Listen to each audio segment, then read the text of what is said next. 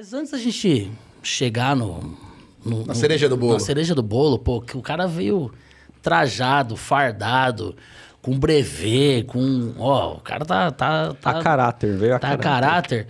Sérgio, conta um pouco pra gente, cara, de onde você veio, onde você nasceu. A gente quer entender, a proposta inicial é a gente entender qual foi o caminho aí para você virar fisioterapeuta e começar a voar aí, levando o paciente pra cima e pra baixo. Na pandemia, a gente sabe que aconteceu bastante. Mas conta um pouco aí de onde você é. Isso aí. Eu sou de São Bernardo. Fiz a faculdade lá em São Bernardo, mesmo, na Metodista, mas antes estudei em São Caetano, escola pública, e sempre procurei alguma coisa diferente para me formar como um profissional, né? Não sabia ainda, até o segundo colegial, o que eu ia ser. Tem várias propostas aí, o mercado. Quando você é jovem, você quer de exatas para humanas, de humanas para biológica. E você não escolhe, dependendo, na primeira vez, a faculdade que você deseja. Eu pensei em fazer educação física. Pô, eu gosto de esporte e tal. Só que esporte, puta, tem um tempo útil aí na profissão, né? Vou querer alguma coisa mais diferente. Comecei a trocar ideia com uns amigos, uma colega minha era fisioterapeuta de vôlei. Comecei a entender um pouco, até então, em 2002, 2001, o que era fisioterapia. Ali ainda é algo totalmente, para mim, era novo e distante da realidade, né? Porque você não tem um contato, como hoje em dia, com redes sociais, que favorece a divulgação e propagação das informações, né? Então, na nossa infância, a gente via ao máximo a TV, conhecia alguém que era, ou alguém que conhecia outro que podia exercer aquela profissão. E aí comecei a dar uma perguntada, pô, o que você faz? Como que é a faculdade? Dá para trabalhar em clube? Dá para trabalhar em clínica? Tudo? E nisso aí eu comecei a me interessar. Falei, pô, legal, eu gosto de esporte, eu gosto de uma atividade e tal. Apesar do porte atlético hoje já não estar mais o mesmo, né? É algo que, infelizmente, acaba acontecendo. Mas eu fui buscando nisso aí uma forma de entender um pouco mais do que seria a fisioterapia. E, pô, falei, vou topar o desafio, vou prestar a faculdade. Até então, já comecei a pesquisar um pouco mais sobre as faculdades, as universidades que tinham na região do ABC. E acabei escolhendo prestar a Metodista, porque até então lá, quando eu fiz a faculdade e tal, era integral. Falei, pô, bem legal, velho. Eu vou ter uma estruturação de ensino muito grande. A universidade, você vai ficar o dia inteiro, então, possivelmente, eu vou estudar até dizer chega o que é fisioterapia, né? Nessa época era 4 ou 5 anos lá? 4 anos. 4 anos. 4 anos integral. Chegava às 7h30 e até 5 da tarde, quase, né? Então, eu falei, pô, é uma coisa que, para mim, vai ser bem legal. Vou ingressar e vamos ver o que dá. Então, eu entrei na faculdade em 2003, fiz o vestibular, né? Iniciando em 2004. E aí, comecei aquela pegada, né? Pô, no primeiro ano você não sabe nem o que é fisioterapia, bicho. Você entrou ali bem naquela época que a gente comenta em muitos episódios, inclusive, que foi logo depois do boom ali, né? Por conta do Ronaldo e tudo mais, que aí começou a ter mais visibilidade, a desportiva ficou bem alta, né? Muito Isso. forte. Era uma coisa muito forte, tanto com a questão de futebol, e a Metodista sempre teve um laço muito forte com o handball. Então, os atletas de handball, que era a seleção, praticamente era Metodista, mais da metade da seleção masculina. Legal, mano. Então, lá você tinha um contato, mesmo visual, você andava dentro do campus da universidade, você via os atletas indo lá tratar, atletas de fora, tinham professores, o Coxinha, que era do esporte, o Fernando, Você formou em 2007. 2007. Pô, então você acompanhou todo o preparo do Pan-Americano, pô, do Eu Rio de Janeiro. eu atendi atletas que estavam com entorse na minha época de estágio, velho.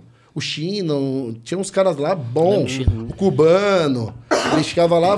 Caramba, o China, o cubano, tudo na seleção brasileira. Cadê o brasileiro nesse bagulho, velho? Então, mano, os caras tudo importado, velho. O técnico era o cubano, o técnico da Metodista, velho. Então a gente ficava ali, vislumbrando aquilo. Mas na hora da disciplina, você olhava, sociologia, bioética, bioquímica. Você falava, mano, eu não sei, que eu vou ficar o dia inteiro aqui ouvindo isso aí, não vai dar, velho. É que no primeiro ano isso aí pesa, né, cara? Nossa. Porque você entra com uma puta expectativa de você falar assim, pô, agora eu vou pra estudar um bagulho que eu escolhi estudar.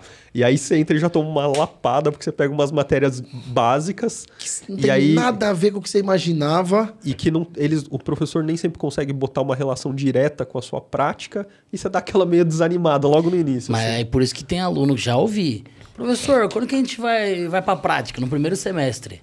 Falou, ô amigo, você já quer botar a mão no paciente agora? Você acabou de descobrir o que é um trocânter, velho. Calma, velho. Mas você sabe um negócio legal que tinha na minha faculdade? Que no nosso primeiro ano a gente tinha estágios observatórios.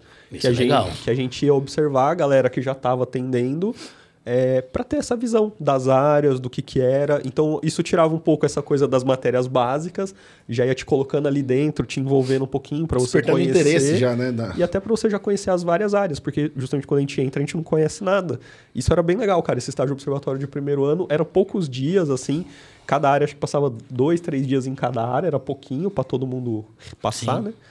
Mas era bem interessante. Era legal para você sair daquela coisa só da sala de aula logo de início. Acho que é muito difícil a gente encontrar qual que talvez seja a receita ideal da formação de um fisioterapeuta. Porque, assim, essas disciplinas, por mais que sejam enfadonhas, vamos dizer assim, cara, sem elas, você não consegue raciocinar nada. Elas são alicerce de tudo, né? Só que, assim, ao mesmo tempo, qual que é o trajeto? O que você tem que saber primeiro?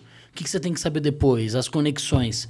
Hoje existem faculdades, aqui em São Paulo tem um grupo universitário que usa, por exemplo, formações modulares. Então, você vai ter a pneumo, você vai ter a traumato-ortopedia, e aí você tem um semestre do fundamento até a parte mais avançada.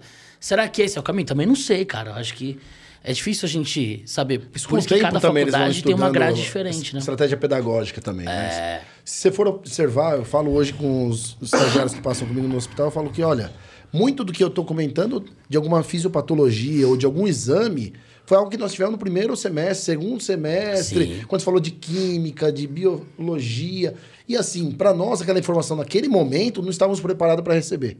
Por quê? Você está ainda no oba-oba da saída da escola, entrada na faculdade integral, meu. Eu tinha aula de psicologia depois do almoço de sexta, velho. O pessoal descia pro samba, velho. Descia pra tomar cerveja. Sim. O professor não tinha os braços, velho. Nem fazia chamada. Quantos tinha na sala, velho? E aí depois você vai, tipo, falando, pô, eu perdi uma aula que poderia ser que hoje eu não tivesse sofrido tanto. Quantas vezes você não fala, pô, eu lembro que eu tive algo sobre isso. Então, foi um desenrolar ali no primeiro ano, um divisor de água para como acho que quase todo aluno, né? É por isso que tem uma galera que, ó, mete pé ali mesmo. Aí começa a debandear. Entre o primeiro e segundo ano é onde debandeia. Na nossa sala lá, tinha 85 alunos, velho. Mano, naquela época era assim mesmo. Ela lotadaça, começamos né? 120, pô. Não, isso começou um volume grande. Formou 12. Caramba, velho. Mano. Azarada aí a tua turma, hein, Não, velho? aqui Morreu povo, quantos aí? Os interfícios da vida matou um monte aí. Ficou os guerreiros pelo caminho aí. Na minha época era Jufísio já. Jufísio. Era físico. Mas assim, você falou um bagulho que é real. Ah, a gente não tá preparado. Mas, pô, você não fez um vestibular? Aí a gente volta naquele assunto que a gente tá falando. A galera não tá tendo um preparo na educação básica para saber aquilo que precisa saber para se deparar com uma bioquímica, tá ligado? Para se deparar com uma biofísica, para se deparar com uma fisiologia do exercício. Eu tive fisiologia do exercício no primeiro semestre. E a minha educação básica, mano, esse assunto aqui, porra, vários episódios ele volta. Não foi suficiente para que o primeiro semestre tivesse fisiologia do exercício com ladeira ainda. Porra, aquilo pra mim era grego, velho. E aí, onde tá? O salto de conhecimento, ele é muito grande, mano. Tem uma lacuna muito grande. Essa falha que vem lá de trás. Então, a galera dá uma suada, mano. E por isso que muita gente desiste. Porque acha que, eu não entendo porra nenhuma. Não é isso que eu quero pra minha vida. Não Só vou conseguir associar isso no meu trabalho. Isso é uma coisa que o Ives fala bastante também. A forma como o docente consegue Integrar, né? aplicar aquilo à rotina. Fazer o aluno enxergar que aquilo é importante. Mano, mas é uma pancada de problemas que se a gente for listar isso aqui... Sim. Tem que fazer outro episódio com o Faquin, mas agora falar de educação, né? O cara... Não, o problema da formação da fisioterapia ele é grande, assim como em outras disciplinas, né? Tipo, não é só exclusivo da fisioterapia isso. Várias profissões passam por esse problema. porque é uma coisa que está em desenvolvimento. A gente está aprendendo como ensinar, o que ensinar, né? Então, assim, a gente tem problema assim... O que a gente deve ensinar na faculdade? A gente ainda está entendendo. Tem coisas que a gente sente super falta, tem coisas que podia estar fora, mas como achar esse modelo o mais rápido possível, não tem como falar. Então, assim, é um desenvolvimento lento, gradativo. Constante, né? Ele vai manter essa constância. E o grande problema hoje, se a gente for pensar, são os que estão vindo de formação, pelo menos 2 anos e meio de uma pandemia de EAD, né? Hoje, os alunos, eu vejo o quanto eles estão perdendo qualidade nos últimos 2 anos, que eles não tiveram aquela sala de aula clássica com o professor mais próximo, trazendo matérias e disciplinas ali básicas para a parte de estágio. Porque não é todo mundo que tem um interesse a fundo de aprender. Sim. Nós todos aqui, eu acho que damos, às vezes, curso online, plataformas aí. Quem está pagando é porque ele quer realmente assistir aquele tema. Mas quem está assistindo diversas matérias de forma online, nem sempre ele vai conseguir ter a mesma forma de aproveitamento. E isso eu sinto um pouco de diferença do que nós passamos de ralar lá, sentado na cadeira, 3 horas, 4 horas, o professor chamando a atenção para a gente conseguir participar, para poder integrar. Hoje eu vejo que é uma dificuldade ainda maior, porque os meios de comunicação atrapalham isso. Véio. Mas aí eu vou além, um bagulho que eu falo em casa com as minhas filhas. Ninguém ensina a importância do saber. As pessoas ensinam que você tem que chegar no resultado. O resultado é, você tem que se formar no 3º colegial. O resultado é, você vai fazer uma faculdade, você tem que pegar o seu diploma. O resultado nunca é a importância de você saber aquilo que está sendo exposto para você. Existe uma cultura muito falha no nosso país que as pessoas não dão valor para conhecimento, tá ligado? E eu falo porque eu fui assim, eu fui entender a importância do conhecimento lá na frente, cara. Quando eu senti falta dele e eu comecei a entender que era gostoso e era legal aprender as coisas. Então as crianças, elas estão na escola, os adolescentes estão na faculdade, os adultos jovens estão na faculdade com o objetivo de chegar numa meta que é ser aprovado, passar numa prova, ir bem no ENAD, pegar o diploma e ir pro mercado de trabalho. Só que essa falha cultural que é enraizada no nosso país não fez ele dar valor. Se um aluno tem um valor de saber, do aprendizado, do conhecimento, ele vai olhar para uma disciplina que ele não gosta, ele vai saber que aquilo vai trazer impacto na vida dele, tá ligado? Então, mano, pô, o bagulho é gigante, velho. É uma bola de neve, eu acho que é imparável. Entendeu? É uma mudança cultural que eu acho que precisaríamos de décadas para a gente conseguir mudar. Só que eu não sinto em nenhum responsável, eu digo pelas educações básicas, nenhuma ação para mudar isso. Muito pelo contrário, cada vez... E é um pouco o que falta da formação básica também, de estimular as pessoas a serem críticas. Porque você chega lá na faculdade, você se depara com uma matéria que tu olha e fala assim, cara... Para que isso aqui serve? Primeira coisa que você deveria fazer, questionar o professor.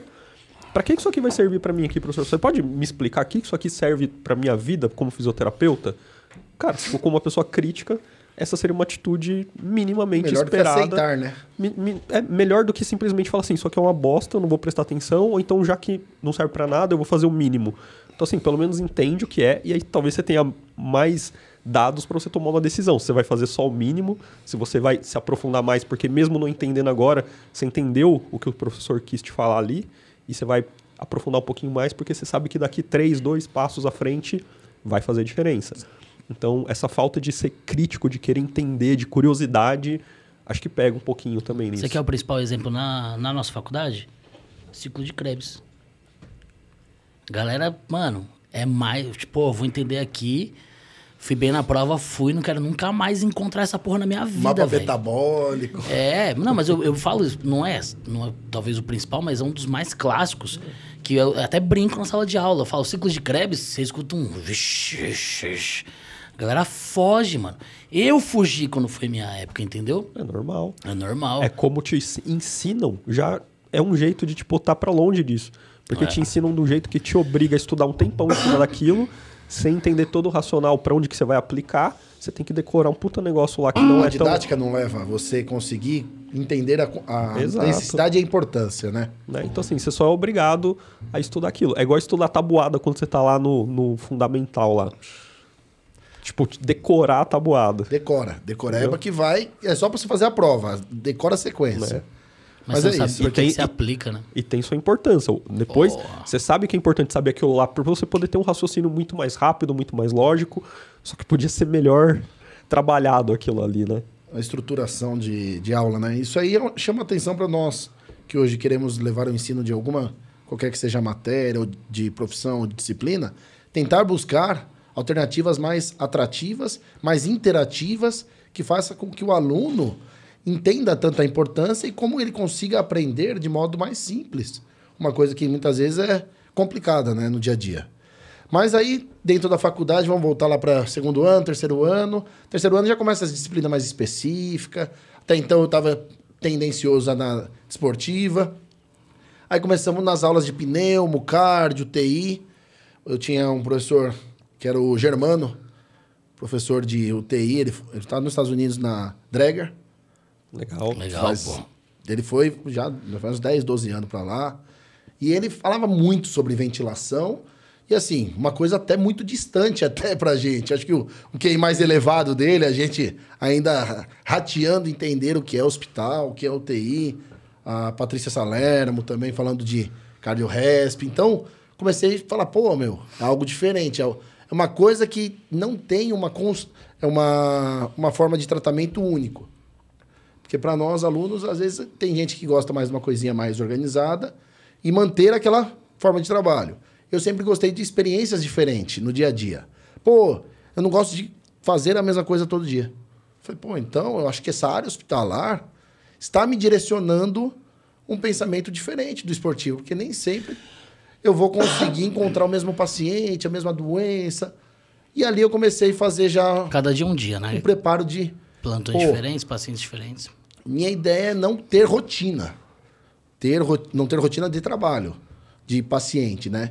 Falei, vamos ver como que vai ser. Aí nós começamos os estágios obrigatórios da faculdade, no quarto ano, que era meio período, de manhã. E eu consegui já, conversando com meu tio, que ele tinha um contato lá com o secretário de saúde, colocar eu para fazer estágio voluntário à tarde no hospital. Falei, eu quero... Agora, já que é para eu aprender, eu vou aprender na raça, vou ficar o dia inteiro dentro do estágio.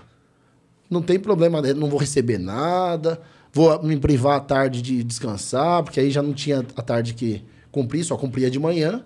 À tarde, ou você estudava, fazia TCC. Eu vou estender, vou estudar à noite, vou fazer o TCC à noite, porque eu quero hospital. Aí eu fiquei lá no Ruge, num hospital municipal, durante um ano, fazendo esse estágio observacional. Lá tinha o pessoal da pós-graduação, então eu ficava de sombra dos alunos da pós. Então, vai ter seminário. Eu ia lá, ouvia, às vezes falava alguma coisa, fazia as perguntas já. Falei, pô, tô gostando, tô entendendo muito bem do que eles estão falando agora, porque de manhã eu tenho meu estágio obrigatório no Hospital Mário Covas. À tarde eu ia para esse e a mesma coisa. Pô, legal, é isso que eu quero.